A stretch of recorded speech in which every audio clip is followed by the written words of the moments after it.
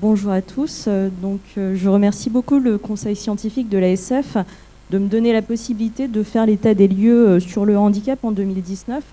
En fait, pour la petite histoire, j'ai commencé à m'intéresser au handicap dans la sclérodermie en 2009. C'était au congrès de l'ASF, donc il y a exactement 10 ans.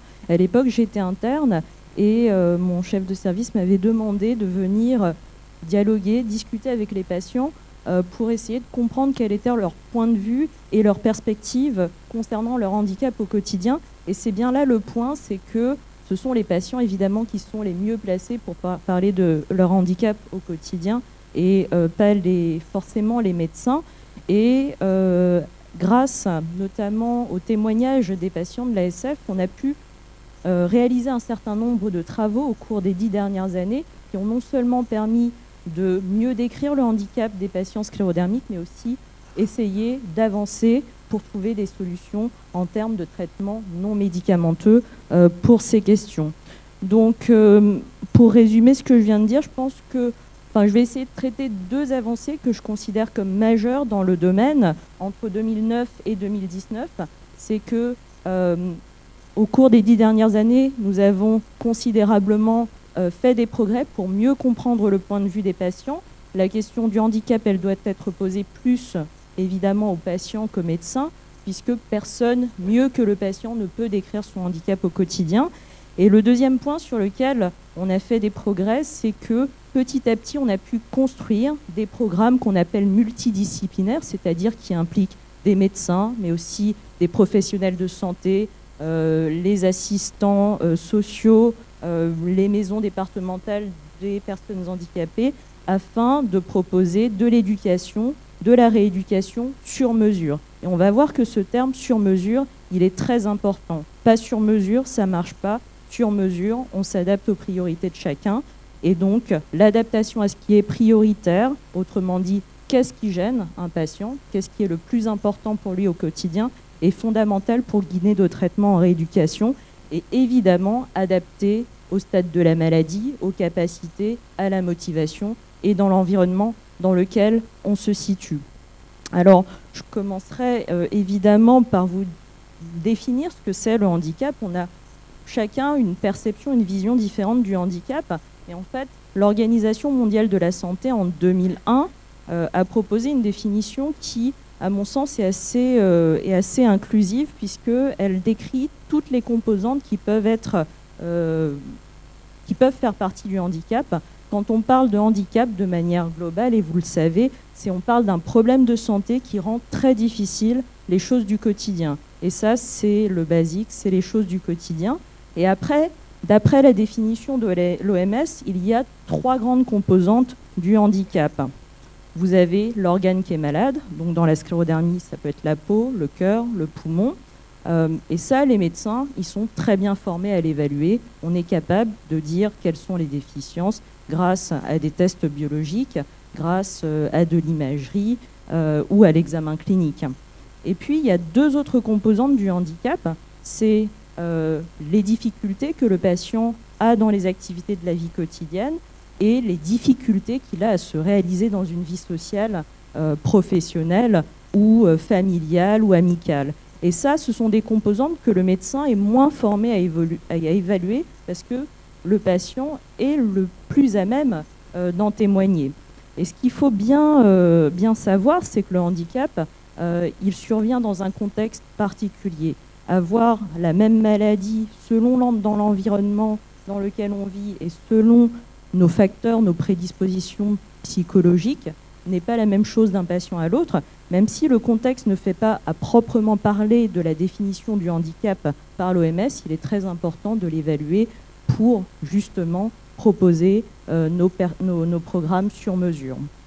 Alors là, les études que je vais vous présenter, c'est une sélection tout à fait subjective, mais ce sont les travaux qui sont issus des différents questionnaires qu'on a pu recueillir au cours des 10 dernières années grâce aux patients de l'ASF. Il y a évidemment beaucoup d'autres travaux qui ont été menés par des équipes indépendantes et dans d'autres populations internationales dont les résultats convergent assez avec ce que l'on trouve dans la population française. Et donc ça, c'était un travail qui est ancien mais publié récemment, où l'on avait interrogé 18 patients en fait sur leur quotidien. Donc c'était des interviews en groupe où chacun pouvait s'exprimer sur les différentes composantes du handicap que je vous ai montré.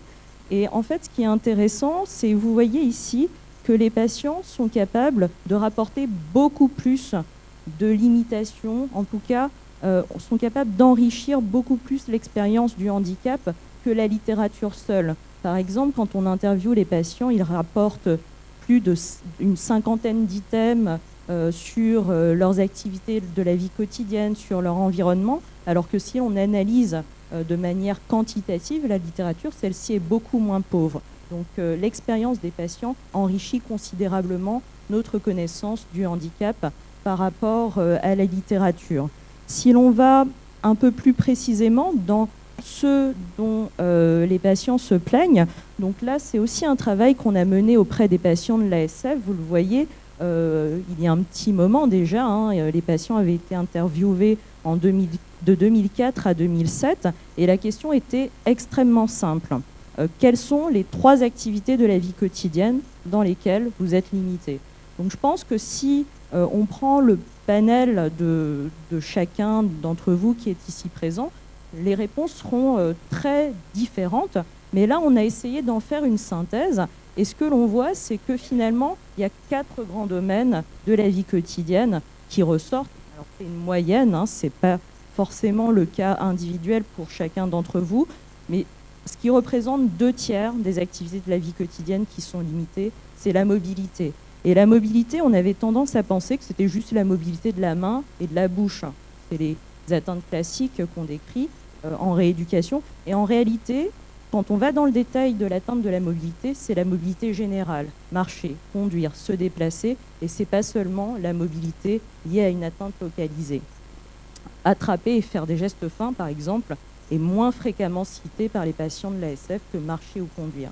Deuxième grand domaine dont les patients se plaignent, ce sont les tâches domestiques. Là, 1/3 des patients décrit de grandes difficultés dans la réalisation des tâches domestiques, et il s'agit surtout de faire le ménage. Et après, il y avait d'autres items qui ressortaient. Et ensuite, le tiers restant se répartit entre avoir une vie sociale plus ou moins normale. Les patients rapportaient des difficultés notamment à faire du sport, à avoir une vie amicale, sociale ou professionnelle, et réaliser les soins personnels tels que manger. Donc, ce n'est pas seulement faire un catalogue ici de ce qui est prioritaire pour le patient. Cette information est extrêmement importante parce qu'elle va nous aider ensuite à concevoir des programmes qui tiennent compte de ce que les patients nous disent. Ensuite, concernant les patients plus jeunes qui sont encore en âge de travailler, on avait pu, pour la première fois en France, décrire le handicap professionnel chez des patients qui donc avaient 48 ans en moyenne, avec une maladie qui évoluait depuis 8 ans. Et ce qui est très frappant, vous le voyez, c'est que sur le panel interrogé, quasiment 2/3 des patients n'étaient pas en capacité de travailler. Et pour ceux qui l'étaient, seulement 30% étaient capables de travailler à temps plein, 30% avaient dû avoir une réorientation professionnelle à cause de leur sclérodermie systémique. Là encore, ce n'est pas juste pour faire une description, ça nous guide aussi pour, peut-être avec les maisons départementales des personnes handicapées, essayer d'inciter à des mesures favorisant le maintien à l'emploi ou la réinsertion professionnelle chez les patients sclérodermiques. Alors, après tout ça, qu'est-ce qui contribue le plus au handicap? Je vous l'ai dit, la mobilité, les tâches de la vie quotidienne sont les activités prioritairement limitées. Et quand on regarde de plus près, qu'est-ce qui explique tout ça? Eh bien, dans ce travail-là, nous avions pu montrer qu'en fait, le handicap localisé à la main, donc ça peut être le handicap lié à la présence du cerf digitoactif, mais aussi à la sclérodactylie, aux rétractions tendineuses, eh bien, représentait quasiment 75%, en tout cas était capable d'expliquer 75% du handicap global. Vous avez ici un détail des tâches domestiques qui sont limitées par cette atteinte de la main. Donc ce sont des tâches qui sont classiques, la cuisine, l'habillage, l'hygiène, le bureau. Et là encore, cette description nous permet de guider ensuite nos programmes de rééducation. Le dernier point concernant la partie descriptive, c'est au final, si l'on interroge les patients sur leurs attentes vis-à-vis d'un programme qui pourrait cibler le handicap, eh bien, il soulève 3 points. 3 points que probablement ils ont pu expérimenter au cours de leur parcours et de leur trajectoire de soins. C'est qu'ils souhaitent un système de soins bien organisé, un médecin idéal. Alors là, on avait mis les verbatims des patients en anglais, mais en fait, pour résumer, le médecin idéal dans ce parcours de soins, c'est un médecin rassurant, chaleureux, franc, à l'écoute et compétent. Et en fait, et le dernier point, c'est trouver du support et du soutien social. Donc dès lors qu'on a fait cet état des lieux, cette description du handicap en 2019, eh bien, que peut-on proposer pour essayer de réduire ou prévenir la progression du handicap? Eh bien, c'est là qu'il est important de tenir compte des priorités du patient. Donc, si l'on propose des programmes de rééducation sur mesure, on ne tient pas compte de la diversité des handicaps pour chaque patient sclérodermique. Et les effets de ce type de programme sont bien entendu moins positifs. Et donc, et ce n'est pas que dans la sclérodermie systémique, hein, c'est vrai pour les programmes de rééducation dans d'autres maladies chroniques, pour l'éducation thérapeutique, on évolue progressivement vers des prises en charge non médicamenteuses qui soient mieux conçues et plus sur mesure, qui soient vraiment adaptées à ce qui compte le plus pour les patients. Et en pratique, il y a 4 règles que l'on essaye de s'astreindre pour nos programmes de rééducation. C'est d'abord une évaluation qui soit complète de toutes les composantes du handicap, telles que définies par l'OMS, et le plus tôt possible. Parce que la fenêtre d'opportunité des traitements, c'est toujours lorsque on a une capacité maximale à infléchir le cours de la maladie. Or, sur des maladies dont l'évolution est déjà depuis plusieurs années, la rééducation a moins cette capacité d'infléchir le cours d'évolution de la maladie. Deuxième point, c'est définir avec chaque patient ses priorités au quotidien. Troisième point, c'est fixer avec lui des objectifs qu'on appelle SMART. C'est un acronyme qui veut dire qu'on doit fixer des objectifs qui soient spécifiques, ça veut dire qu'on soit clair sur l'objectif qu'on se fixe avec le patient, mesurable, accessible et réaliste. Et on va voir que ce réalisme dans les objectifs est fondamental pour que le patient puisse poursuivre son traitement au long cours et temporellement défini. Et le quatrième point, c'est ne pas abandonner le patient et être capable de l'accompagner jusqu'à ce qu'il réalise de manière autonome son programme d'exercice et de rééducation et soit capable de s'auto-soigner. On en a parlé, c'est fondamental dans l'éducation et la rééducation. Alors les moyens, vous en connaissez certains. Là, je vous présente tous les moyens, mais il est clair qu'en fonction des patients, on n'a pas besoin forcément de mettre en œuvre tous les moyens. Donc une prise en charge transversale et multidisciplinaire, une maladie systémique, il faut avoir les spécialistes d'organes et il faut avoir les spécialistes de médecine physique et de réadaptation, de multiples professionnels de santé et autres qui sont impliqués dans cette prise en charge. Ce sont les médecins, mais aussi les paramédicaux, kinésithérapeutes, ergothérapeutes, orthoprothésistes, des non-paramédicaux comme les enseignants en activité physique, psychologues ou assistantes sociales. Et tout ceci, tout ce monde, toute cette équipe va permettre avec le patient de concevoir un programme d'éducation et de rééducation qui soit personnalisé. Et très souvent, ces programmes sont délivrés d'abord de manière supervisée. Ça veut dire qu'un professionnel accompagne dans l'apprentissage des exercices le patient et puis qu'ensuite, celui-ci réalise les exercices de manière non supervisée chez lui avec un programme personnel. Alors la kinésithérapie, je pense que vous avez eu un atelier ici. On peut résumer les objectifs de la kinésithérapie en 2 grands cadres. La lutte contre la sclérose cutanée Vous voyez ici qu'il y a des techniques de kinésithérapie assez simples, hein. C'est palper rouler, massage, des zones qui sont les plus scléreuses, en l'occurrence ici la région du visage ou les mains. Et puis, deuxième objectif de la kinésithérapie, c'est entretenir la mobilité. Donc les articulations qui sont en ready vont être travaillées avec votre kinésithérapeute. Ça peut être les membres supérieurs. Donc vous voyez ici une patiente qui réalise des exercices d'extension des épaules, de flexion du coude, d'extension du pouce ou de flexion du poignet. Donc ce sont des choses qui sont supervisées au début et qui peuvent tout à fait être réalisées de manière autonome et aussi entretenir la mobilité au niveau du visage. Ensuite, l'ergothérapie, c'est un autre professionnel de santé paramédical qui fait partie des équipes de rééducation. Donc lui, son travail dans la sclérodermie se concentre plus sur l'atteinte de la main. Il va avoir 3 objectifs. Lutter contre l'enraidissement de la main et au moyen, par exemple, d'orthèses, d'attelles que l'on fait sur mesure. Vous en avez ici 3 types. Alors, il n'y a pas de pointeur, mais donc il y a une attelle de repos qui permet, en tout cas qui a pour but de prévenir la rétraction des doigts longs.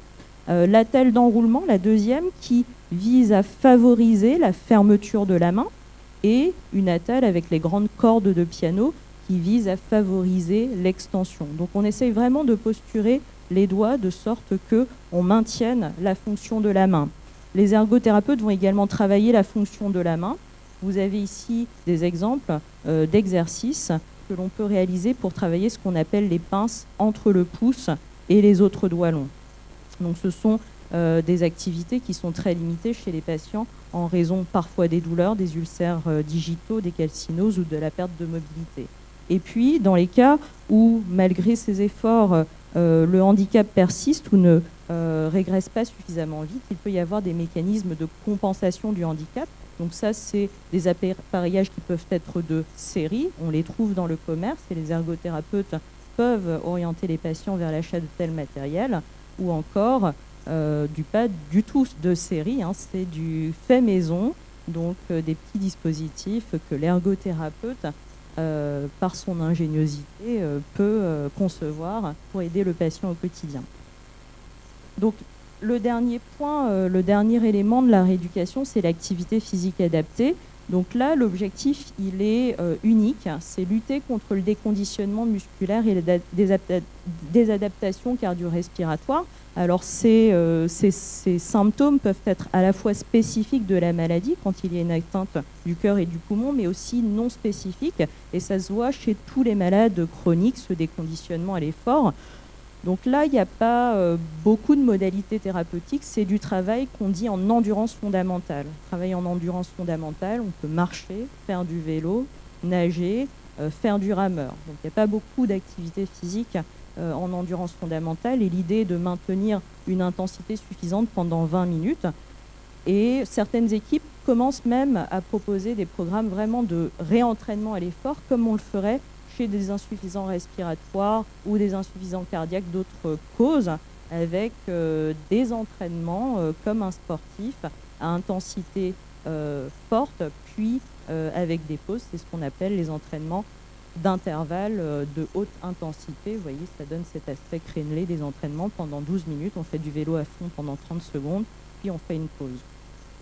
Alors, évidemment, ce type de programme nécessite une évaluation. Et le programme a été évalué il y a plus de 10 ans, donc il n'était pas dans sa forme telle qu'on le propose actuellement. C'était un grand essai thérapeutique multicentrique français auquel plusieurs, Éric Cachula, Jean Cabane et Jean Sibilia, leurs équipes avaient participé. Il s'agissait d'évaluer ce programme complet qui était délivré sur 12 semaines à raison de 3 séances par semaine. Et là, nous regardions le score de handicap. Donc là, c'est le résultat chez les patients qui n'ont pas eu le programme de rééducation. Donc comme vous le voyez, un patient qui participe à une étude voit ce type de score subjectif s'améliorer.